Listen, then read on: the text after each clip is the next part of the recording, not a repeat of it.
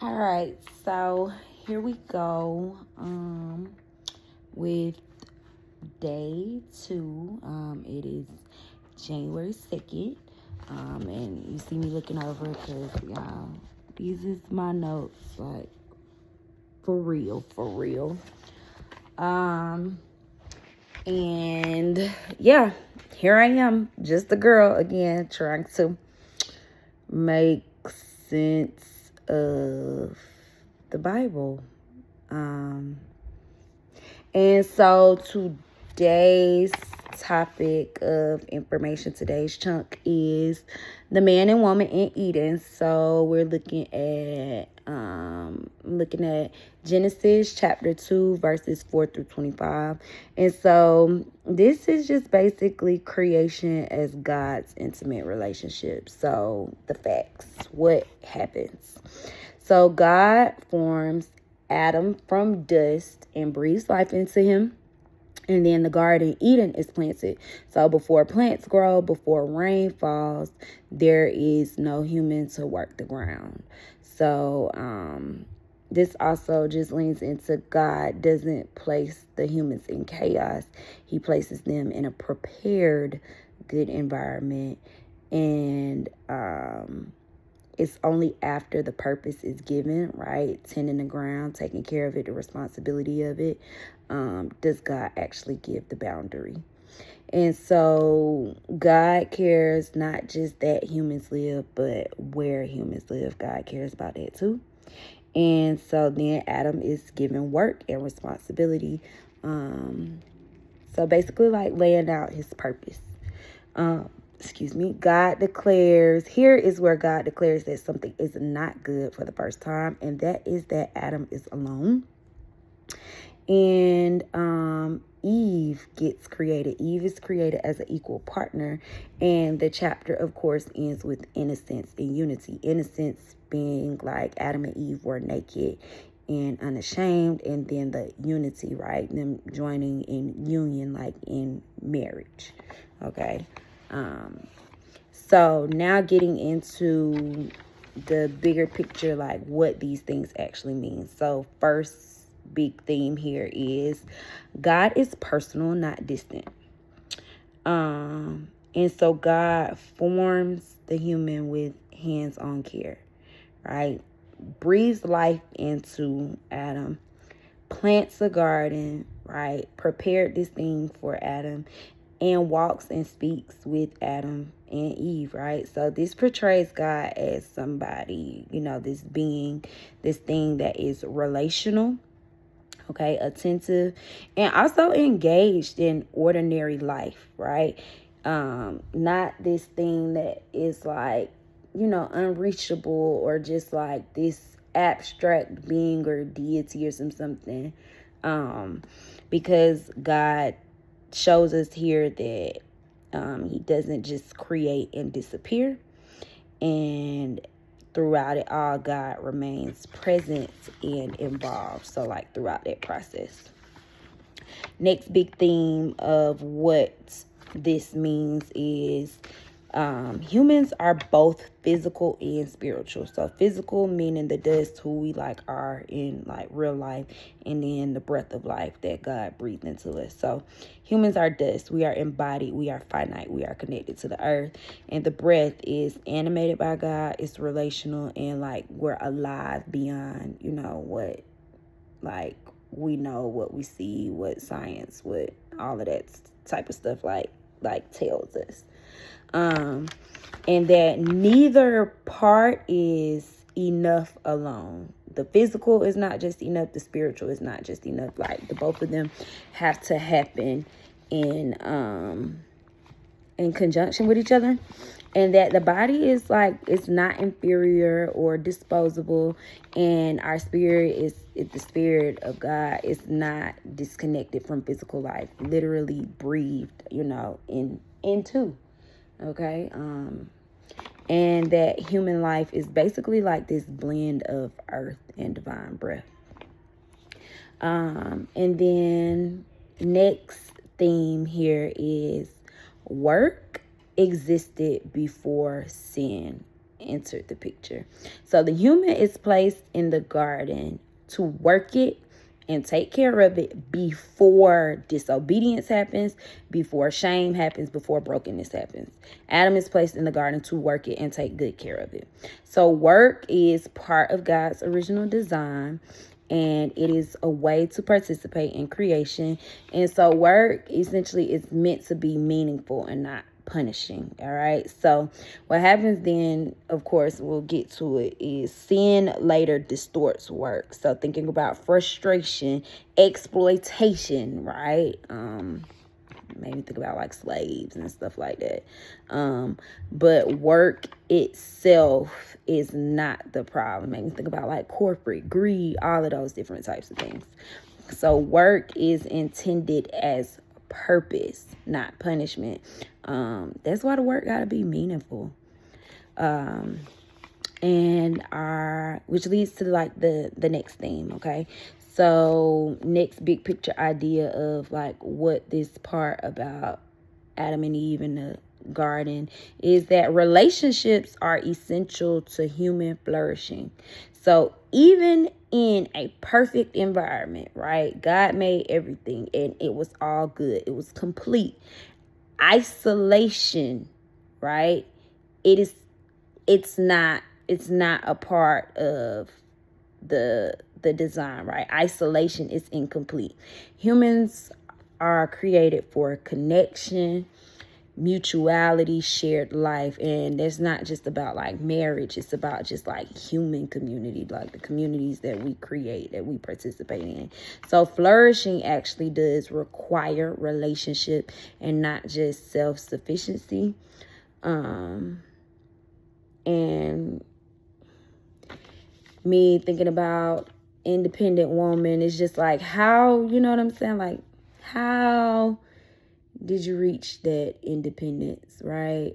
Yes, you are independent, but it's kind of like you had to be, because the people who you thought or were supposed to be able to depend on, like, you couldn't and you didn't. And so I just ended up making do, like, with myself and being able to survive and sustain, like, you know, on me. But, you know, identity, I like what came out of this was that identity actually is formed in relationship, not solitude. And it requires mutual presence. And I can say, like, I feel like I know when I go through things, I definitely isolate, and just draw back. But by design, humans, we aren't made for that.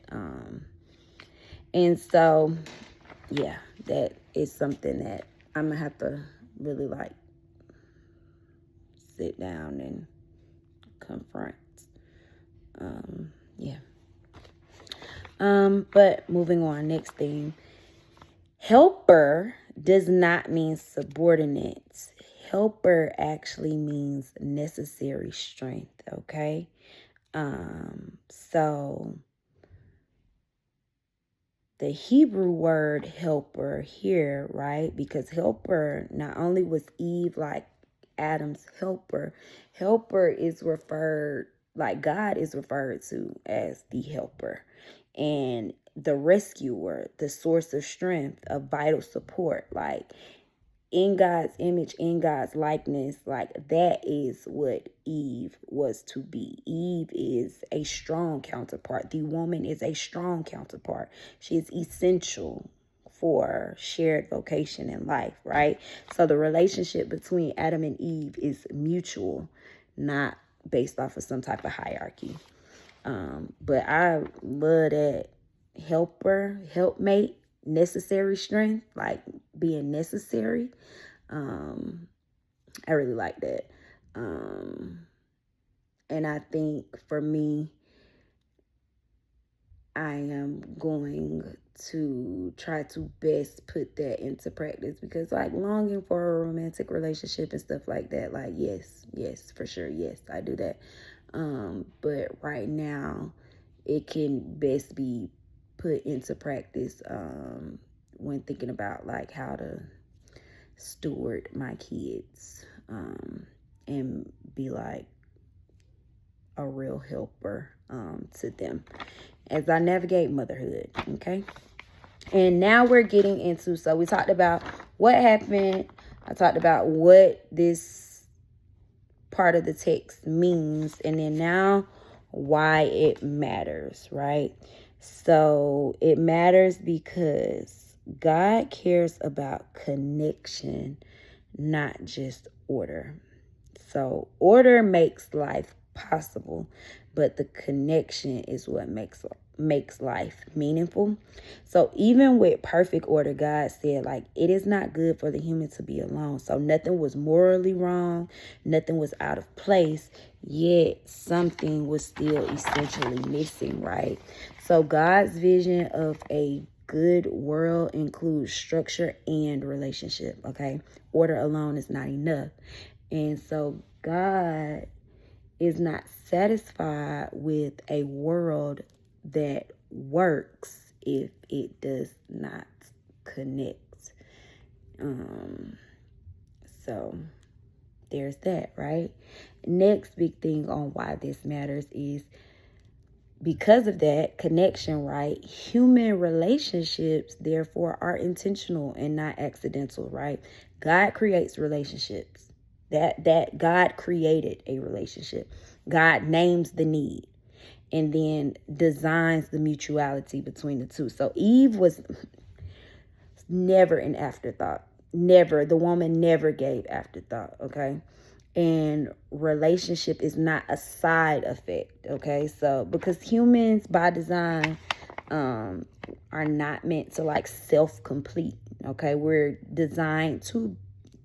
are not designed to be emotionally independent. Which is why I say, like, so many things, like, and I'm sorry, this is an aside, but like involving like just having to do and be, I'm every woman, the strong Black woman, the single mom, the grandmom, like just everything about like that when thinking about like my community, like in particular. That's why it be so hard, because the stuff is like out of order. It ain't by design. And this is not to like downplay like it all or any of it, or to minimize the experience of, being independent, being a mom, being a single mom, like being a Black woman in America, like all of those things. But it's just to, like, I applaud us for adapting in the ways in which we did, but it is such a toil on us emotionally, which then rears its head physically, because it's not how it's supposed to be. And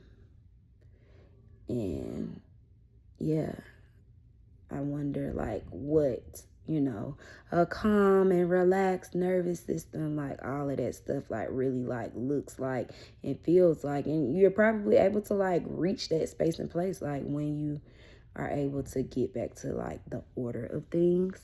And like humans are just like not supposed to outgrow needing others. Like we do need each other. Connection is part of the blueprint. Connecting with the right people, of course. And so longing for a relationship is not weakness. It's design. And then the last thing is vulnerability without shame is what the original design is, right?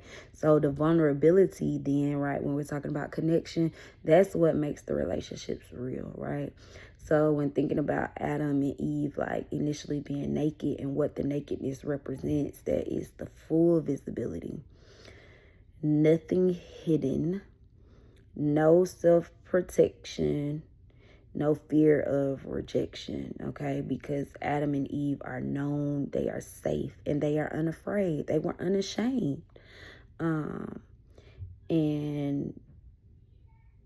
when thinking about like vulnerability in community, just trying to establish like who is it that I actually want to be surrounded by? And then, like, am I a person that people want to be surrounded by? Like, is it safe to be vulnerable, like, with people, but also am I somebody that is safe for other people to be vulnerable with? And I especially, like, want and definitely will, like, add to, like, my prayers of, like, God, just, like, your words, your heart, like, your heart posture, like, just really and truly asking God to, like, speak through me, like, for real, because I want to be that for my children. I want to be their safe space and their vulnerable place, because I don't want them, prematurely going out and, like, looking for that in other areas, because I was so focused on other things, or I had different priorities, or I was trying to survive, or I was trying, like, I just, of course, like, trying to give them, like, a better version of me, but not having the excuse of, well, like, I tried my best. Like, I don't want it to be like, I tried my best. Like, I want to be that for them. So, yeah. And I feel like if I become, and when I become, like, a better, like, model of that, like, of course, like, what you put out, it comes back to you. So, yeah. So with that, with Adam and Eve being known, safe, and unafraid, there is no shame right here when they are initially in the garden, because shame requires fear. And there was no fear yet. There wasn't this fear of being exposed. There wasn't this fear of being rejected. There wasn't this fear of being diminished, because it wasn't there. Vulnerability, it wasn't dangerous in the original design. It is, like, what was safe. It is what made the relationship between Adam and Eve, man and woman, that's what made it real, being able to be naked. So again, this is what I took away from this. I am no pastor. What I am saying is not law. I'm just trying to understand the Bible the best way I know how, and just trying to understand God's word the best way I know how, to just, like, reflect and